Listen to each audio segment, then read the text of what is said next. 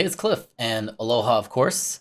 It's been a minute since I've done a Celsius network update because, to be honest, there's really been nothing quite amazing going on that I really need to report on. And this court case is gonna go on for a year or maybe even longer, and I just don't think it's good for anybody who's in this situation to kind of torture themselves by watching YouTube videos every day, trying to look for every little update. In my mind, I've pretty much wrote off this money, and I would suggest you do the same because the odds of this money actually coming back to anyone I think is pretty slim. But occasionally I'll kind of check in to see what's going on, and that's what I kind of figured we could do here today because I saw something that upset me quite a bit. So basically, if you don't know, there was a court hearing yesterday. There's a lot of people in the Twitter community who will listen to these court hearings and they'll report on what actually went on. So I found a tweet from Al Pacifico here, and he was saying that K&E wants to redact all customer information. They also want to be the gatekeeper of that information.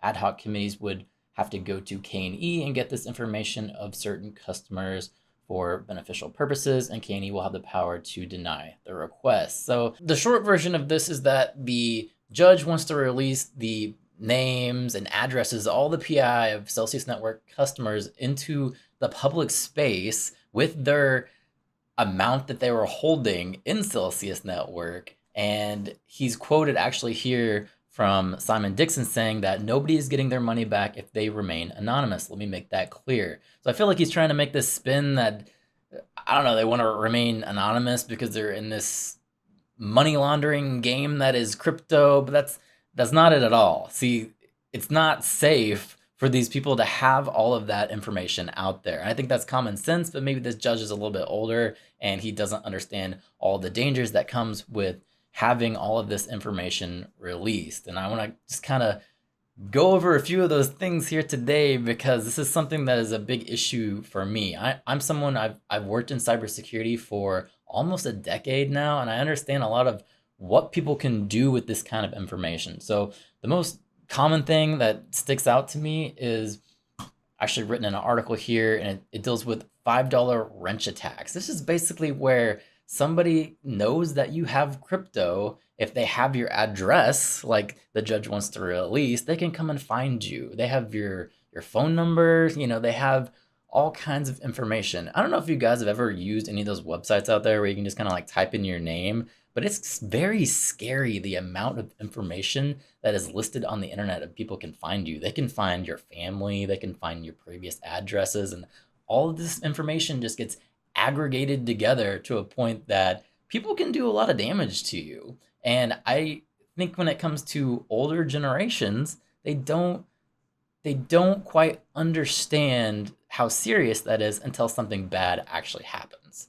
And until something bad actually happens to them, they don't take it serious. So anyway, like I was saying, a $5 wrench attack is basically where somebody knows you have a big crypto holding and they come and they physically try to harm you to take your crypto. And you might be thinking like, "Oh, Cliff, come on, this doesn't happen." But this literally was noted in the news last year, and I've personally, in my time of looking at crypto news, I've seen this happen multiple times. But this is probably the most notable one that we saw last year, November 2021, and it says an entrepreneur told police he was tortured for several hours by masked criminals attempting to steal Bitcoin millions. And I just want to go down here and actually show you his account.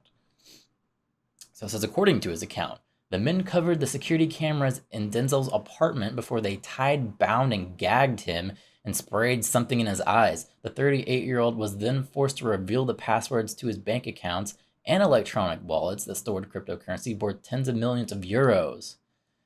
Denzel said the gangsters beat him, slashed him across the chest with a knife while shooting him with a taser gun multiple times. The assault was reported to have taken place over a 4-hour period. And they're basically opening up doors in this case because, yeah, maybe if we never get this Celsius money back, they're not going to be able to get that crypto. But if you know someone's name, you know that they have a high amount of crypto, you can probably put two and two together and say, well, this person probably has a really good job and a pretty good income. that's probably my target. I'm gonna go make an Excel file of this list, and I'm gonna see who has the biggest target on their backs, and that's the person that I'm gonna go after. And that's it's a reality. This is real. I just want. It frustrates me so much because this judge is just gonna like play it off. I think at one point he actually even said that he didn't see that there would be any danger in this at all, and that's to me is just insane. So just to kind of move on from there, um, I don't know if you guys remember this, but Ledger was breached about 2 years ago. It says here 2020, and a lot of information was stolen from their database, PII, the same type of information they're trying to release here.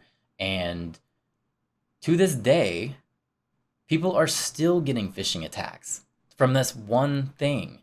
And I'm not knocking Ledger. I actually like Ledger as a company because I think they have good products, and these kind of breaches, um, you try to be as safe as possible, but you can't always prevent something like this. So it does kind of happen. But to this day, I'm still getting emails right here from people trying to fish me. Like it's still going on.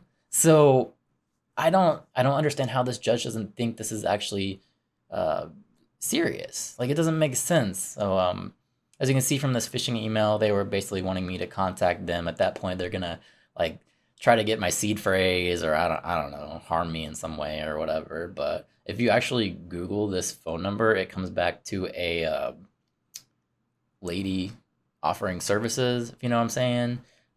So I don't know if they like spoof that number or was using, or the lady's offering services and she's trying to like steal people's crypto or whatever. But um, there's usually things you can kind of do to tell that these are not true. Obviously, you want to Google the number, it's not an official number, and the email address was a Gmail address. So obviously, that's some BS. But not a lot of people know this kind of stuff. The reason why these attacks are happening 2 years later is because they're working. They're getting people. So it is real.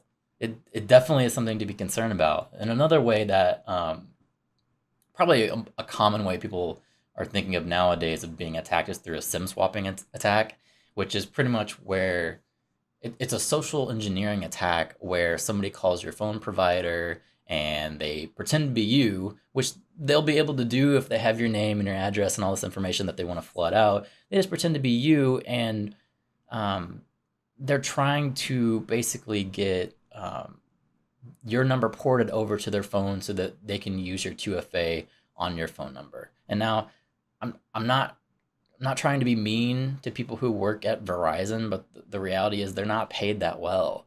So their level of caring is not that high. They're trying to get through their work day, feed their family and get to the weekend. I totally get that. So cybersecurity, when it comes to you, that's not their priority, and they're very susceptible to these kind of attacks. And to be honest, Verizon and all these companies, AT&T, probably don't train them very well for this either. They're not cybersecurity professionals. They're someone who's trying to fix your phone plan. So I don't blame them at all, but it's just the reality of the situation that they're I don't know if it's they're easily duped or they just don't care enough because they're not paid well. So that's another attack. People port your number over to their phone so now they can get your 2FA code, and they can exploit whatever you're trying to use. So I highly recommend people not use their phone number. They have a lot of like Google Authenticator, a lot of different apps that you can use. Those are more secure. Definitely say don't use that. But again, this judge doesn't realize this is another thing that could happen. I don't know too many companies that are still using phone numbers, but I'm sure they're out there, and I'm sure there's something unsecure that can be compromised. So yeah, this whole thing, this judge just kind of infuriated me because I deal with it on a day to day basis, and like I said, until something happens to these people, like something, God forbid, someone attacks their families or they get hacked for something, there's some kind of breach, they're not going to change. And, working in cybersecurity, I try to explain the issues to these people, but they don't care. They care once something bad happens, and then they come to you and they want you to fix it. But if, you know, we want to fix it, of course, but it's going to cost you a lot more money at that point. If they've already breached your network or whatever, um, you have to think about security before it happens. It's just your security plan should be rolled out in your business from the get go. But anyway, it makes me think of there was one time. I'm not gonna say the business that I was working for at this time, but I was in charge of their security office, and one of our jobs there was to kind of scan their network to make sure there wasn't any like proprietary information being flooded out to people that didn't need access to it, or just making sure that data was structured correctly. So we would do these scans on their shared drive folders, and one time I found this document. It was a Word document from a middle to high level manager. He had this Word document on a public share drive, and it contained his life, basically. I think you're probably thinking, oh, maybe he wrote down like an elevated admin privilege or something like that. No, he literally had like his social security in this Word document. He had his credit card. He had his gym membership. He had everything, bank account information. He had everything down to his Netflix password. And it was my job to sit with this middle level manager and just try to explain to him why this wasn't okay. And I'm telling you, these people don't care until they've been compromised. They really don't. And it just blows my mind that I'm trying to explain to him. I'm showing him like, here's the document, your bank account's like right here. I have access to this right now. Like I can do harm to you. Like you don't know me, like come on. Like you don't know any of these employees. They could do whatever they want. I think it sunk in, he probably was a little bit embarrassed at the time, but my God, man, like my point is people don't care until something bad happens. And when they release all this information of all of these Celsius customers, probably something bad is going to happen.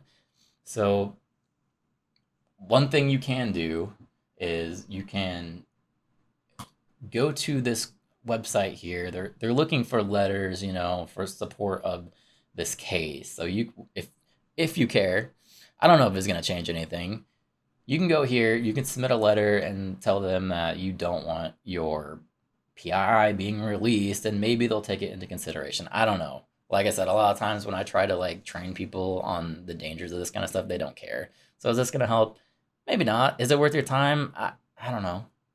We'd have to see. Hopefully somebody would be able to talk some sense into this guy. They really should have like a cybersecurity professional there, like explaining to him, like, no, this is a big deal. Like you should not be doing this. But what do I know? And the weird thing about this is Celsius is actually agreeing with me.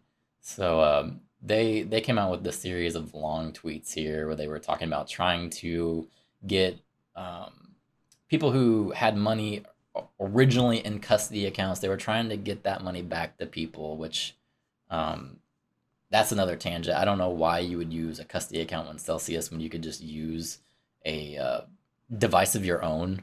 I don't know why anybody would be doing that. The whole point of Celsius was to have an earn account, and then you're taking that risk to earn the money. But people did it, so if they get their money back, like Celsius is trying to do through these tweets, then good for them. I'm happy for you.